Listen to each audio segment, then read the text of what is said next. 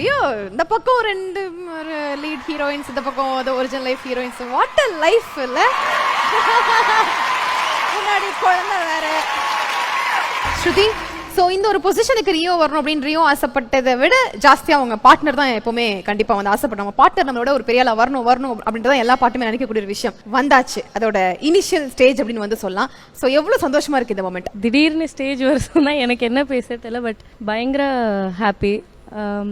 இந்த படம் ஸ்டார்டிங்லேருந்தே ரியோ பயங்கர கான்ஃபிடென்ட்டாக இருந்தான். இந்த படம் பயங்கர இதோட ரிலீஸ் ஆகும்போது அதோட இம்பேக்ட் சூப்பராக இருக்கும் அப்படின்னு அவன் ஃபஸ்ட்லேருந்தே பயங்கர கான்ஃபிடென்ட்டாக இருந்தான். அதுக்காக ஒரு 2 years ஃபுல் அண்ட் ஃபுல் அதுலேயே தான் இருந்தது, வேறு எதுவுமே யோசிக்கல, ஃபுல்லாக இந்த படத்துக்குள்ளேயே தான் இருந்தது. ஸோ இப்போ அதுக்கான ரெக்கக்னிஷன் பயங்கர ஹாப்பியாக இருக்குது. ஸோ ரியோட லைஃப்பில் அப்ஸ் அண்ட் டவுன்ஸ் கண்டிப்பாக இருந்திருக்கும். இந்த மாதிரி வெக்ஸான டைம்லலாம் வந்து நீங்கள் எவ்வளோ சப்போர்ட்டிவாக இருந்திருக்கீங்க? அது எப்படி நானே என்னை பற்றி பெருமையாக பேசிக்கிறது. ஒரே நிமிஷம், அது நான் சொல்றேன். இந்த படத்து மேல ரியோனை வச்சிருக்க நம்பிக்கை எந்த அளவுக்கோ அதுக்கு ஈக்குவல் அவங்களும் வச்சிருந்தாங்க. என்ன காரணத்துக்கு சொல்றேன்னா, நான் படம் பண்ணும்போது என் கண்டென்ட் அண்ணனுக்கு பிடிச்சிருக்கு, அது பண்றதுக்கு ஒரு ஸ்டெப் எடுத்து வைக்குது. நான் வெளியே எங்கேயும் சொன்னதில்லை இதுவரை. நாங்க என்ன மாதிரி மேக்கிங் இருக்குன்னு தெரியாதுல. இப்போ போய் யாரா இருந்தாலும் போய் ஒரு மேக்கிங் எடுத்துட்டு வாங்கன்னு சொல்லுவாங்க. அண்ணன் நம்ம ஒன்று பண்ணலான்னு பிளான் பண்றாங்க. அண்ணி தான் ஒரு 3 லட்ச ரூபா 3 லட்ச ரூபா எனக்கு கொடுத்தாங்க. என்னோட ஃபர்ஸ்ட் ப்ரொடியூசர் ஆக்சுவலா அண்ணி தான். இது ஒரு அன்னோன் ஃபேக்டா இருக்கு. ஓகே.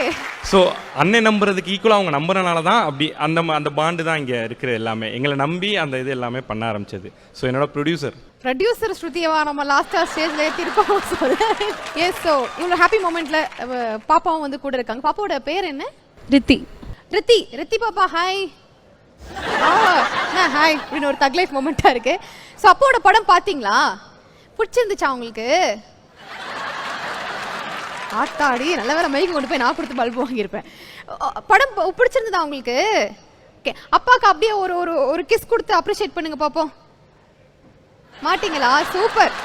பார்த்தேன், நான் ரீசெண்டாக ஒரு வீடியோ ஒன்று போஸ்ட் பண்ணியிருந்தீங்கல்ல, நான் கோவமாக இருக்கேன் எனக்கு வேணாம் போன்னு சொல்லிட்டு ஏதோ சொல்கிற மாதிரி. பயங்கர கோவக்கார பிள்ளையா? இல்ல, அந்த என்கேஜ்மெண்ட் தான் நீங்க பாட்டு பாடுனது மேரேஜ்ல. எஸ். சோ அத வந்து இப்போ வரைக்குமே நிறைய பேர் வந்து ரீல்ஸ் எல்லாம் வச்சிட்டு இருக்காங்க ஸ்டேட்டஸா. WhatsApp super. ஒரு क्वेश्चन ஸ்டார்டிங்லயே தோண்டி புதைச்சிட்டா நான் என்ன பண்ணுவேன்? ஓகேவா? அந்த பாட்டு பாட வேணாம். அப்போ வந்து ஒரு என்கேஜ்மெண்ட் டைம்க்காக ஒரு விஷயம் பாடு. இப்போ மேரேஜ் ஆகி ஒரு 7 years ஆஃப் மேரேஜ் லைஃப் கரெக்டா? இப்போ அந்த பாடலுக்கான லிரிக்ஸ் எல்லாம் போட்டு பாடணும்னா எப்படி நீங்க அந்த சாங்கை பாடுவீங்க? என்ன திடீர்னு லிரிக்ல கம்போஸ் எல்லாம் பண்ண சொல்றீங்க? அதுக்கு நான் அந்த பாட்டையே வேணா பாடிடுறேன். சூப்பர், அதுவும் ஓகே தான். இப்போ லிரிக் எழுதி கம்போஸ்னா யோசிச்சு பாரு. ஐயோ, எனக்கு டக்குன்னு கேட்டா எழுதுறதுக்கு வந்து எனக்கு வந்து டிக்கெட் போட்டு நீ மகாபலிபுரம் அனுப்பணும். கம்போஸ் பண்ணணும்னா கலிபோர்னியாவே போகணும். நானு என்கிட்ட நீங்க மகாப்ஸ் கேட்கலையே, நீங்க சிங்கப்பூர் கேட்டீங்க. இல்ல, உனக்கு அது நீ ஃப்ரெண்ட் இல்ல, சோ அதனால வீட்லயே உட்காந்து எழுதிட்டேன். அது பிரச்சனை இல்ல. பிகின் ரூட்ஸ் இல்ல, காசு கேட்பேன்.